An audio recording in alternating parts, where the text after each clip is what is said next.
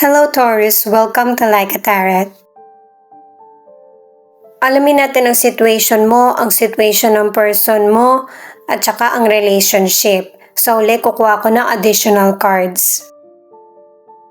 Alamin muna natin yung situation mo, pero pwedeng magkabaliktad kasi connected ka sa person mo. Ikaw na lang bahalang tumukoy. Angels and guides, please guide us. Ano ang reading para sa mga Taurus?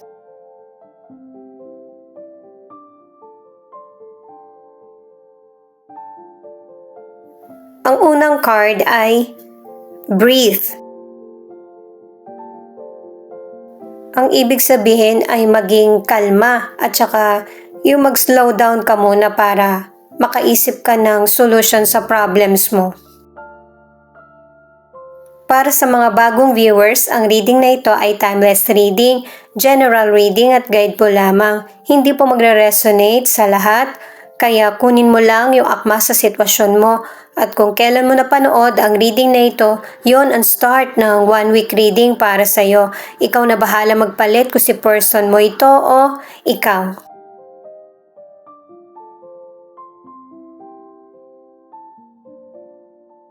Three of Swords, Knight of Wands, Ace of Swords.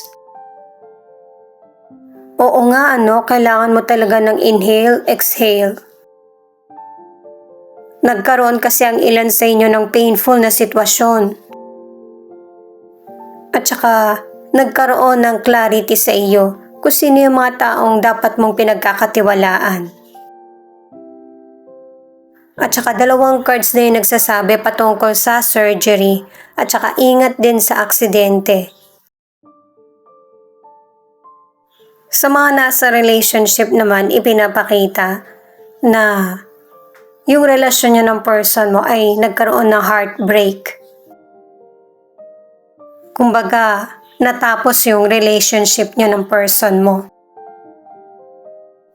Kung nasa relasyon ka pa ngayon or nagkahiwalay na kayo, huwag mo itong panghinayangan kasi yung person mo or past person ay heartbreaker talaga.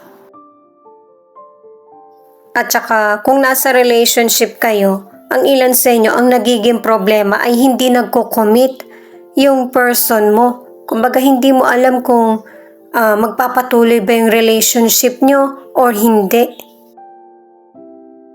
Lalo na't may behavior itong person na ito na ayaw na pinangungunahan siya. Ang ilan sa inyo na nasa relationship, nakadalawang cards ka na klaro na sa iyo kung anong relasyon ang gusto mo talaga. At saka sa mga single, yung nangyaring painful situation sa nakaraan ang nagpamulat sa iyo na maiwasan na hindi na ulit mangyari. Mas pinapairal mo yung isip mo dito kaysa sa puso mo. Single ka man or nasa relationship. At saka yung hustisya para sa'yo, hindi mo kailangan hintayin kasi kusang darating yon soon. Ang ilan sa inyo na nasa relationship, ang kulang ay communication. Ganun din sa mga natapos ang relasyon. Ang ilan sa inyo hindi rin kasi nakikinig yung person mo . Alamin natin yung angel number mo sa situation mo na ito. 333. This number is an assurance that your call for help has been heard. Nakadalawang cards ka na makukuha mo talaga yung hustisya kasi humingi ka ng tulong. Hustisya yan guys na positive para sa sitwasyon mo. Ito naman yung situation ng person mo.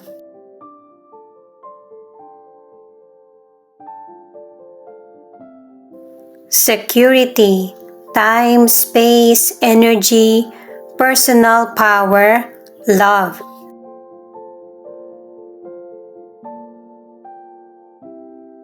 Yung mga nabanggit ang minamanifest ng person mo. Hindi siya patungkol sa financial, kundi yung feeling na makontento. Yung card ng person mo, puro pang sarili lang. Pero alam nyo guys, lahat tayo binibigyan ng magandang pagkakataon ni God, pero ang ilan ginagamit sa pangsarili or masama.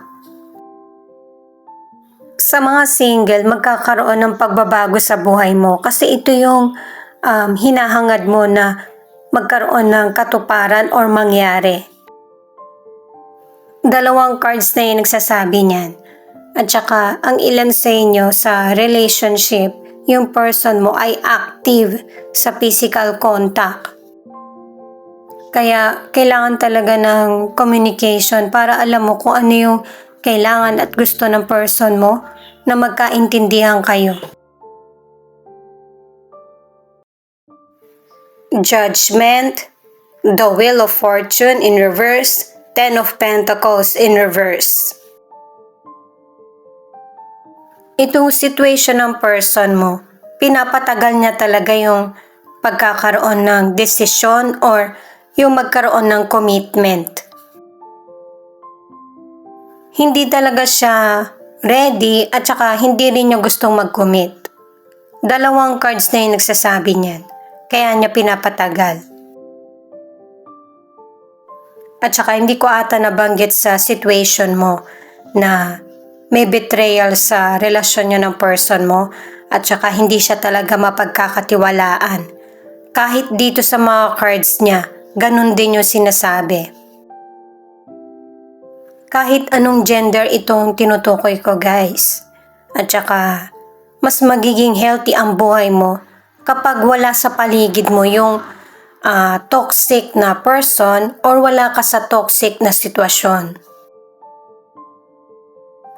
Sa mga nasa relationship na alam mo na yung sitwasyon mo, kailangan mo mag-ingat. Sa mga nasa relationship or single, kailangan mo nang mag-decide. Pasensya na kayo guys na putol. Kung magseseryoso ba sa relasyon or hindi. At saka ang advice ng mga cards, single ka man or nasa relationship, kung hindi ka makapagdesisyon sa situation mo, kailangan mo muna ng pahinga. Kung hindi ka talaga ready para ma-in love or magkaroon ng commitment, huwag mong bigyan ng maling pag-asa ang kapwa mo. Ang ilang single naman, nagiging judgmental ka sa potential person. Kasi ang ilan sa inyo na single, nakikiramdam ka lang muna sa kung ano yung magiging takbo ng relasyon or magiging relasyon. Dalawang cards na yung nagsasabi niyan. Ang ilan sa inyo hindi magpapakasal. 1. You may be struggling with negativity and you need to refocus. Sakto sa situation ng person mo. Sa mga nasa relationship naman, ikaw pa yung sinisisi ng person mo sa mga maling aksyon niya.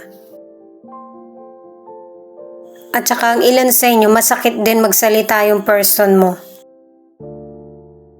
Pero ang ilan ay hindi pa rin tinatapos ang relasyon sa person kahit na may ups and downs.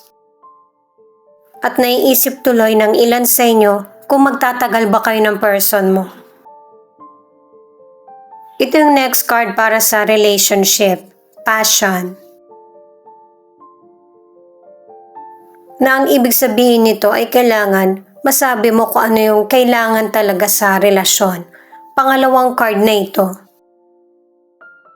Lalo na't ang ilan sa inyo na nasa relationship, ang pinagtatalunan ay yung kakulangan sa financial, at saka yung bang hindi nagkukumit sa iyo yung person mo, dalawang cards na yan.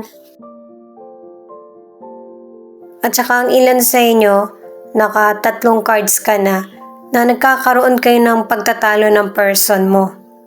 Pero parang yung bang walang saysay, walang pinatutunguhan. At saka guys, kung ikaw yung nasa situation, malalaman mo talaga kung sino yung may problema sa inyo. Lalo na 3 cards na yung nagsasabi na sa relationship, wala sa magandang kondisyon ang relasyon nyo ng person mo. Kung magstay man or mag-let go, ikaw yung may final decision. Page of Swords, Seven of Wands, at Four of Cups. Ito yung cards mo para sa relationship. Unahin muna natin yung career. Sa career, ang ilan sa inyo kailangan manindigan ka sa pinoprotektahan mong posisyon or business. May mga person kasi na gustong sirain ka. Lalo na't dalawang cards ang nagsasabi na successful ka sa career mo or business. Ang ilan naman ay nag-iisip ka ng magandang paraan para magpatuloy na maganda yung takbo ng career mo. Kasi sa financial at career, ang ilan sa inyo parang hindi na nasusustain yung pangangailangan mo sa feeling o kaya material. Ang ilan sa inyo ay maganda yung pasok ng financial kaya pinoprotektahan mo to. Meron kang financial planning. May wise decision o kaya nag-iipon. Sa health naman, kung meron kang sakit, nakadalawang cards ka na malalagpasan mo ito. Ang ilan sa inyo sa health, alam mo na kung anong sakit ang meron ka. Nagkaroon na rin ng limitasyon, pero hindi mo kailangan malungkot kasi may mga taong susuporta sa iyo.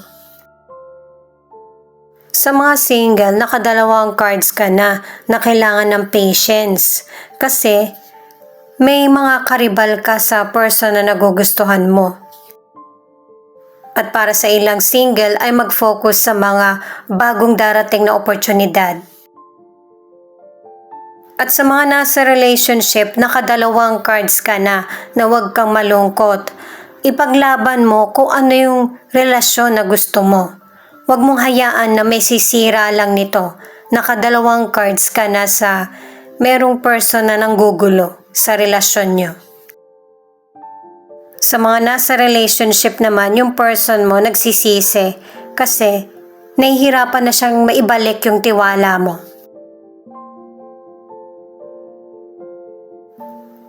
2796. Prioritize open communication and understanding.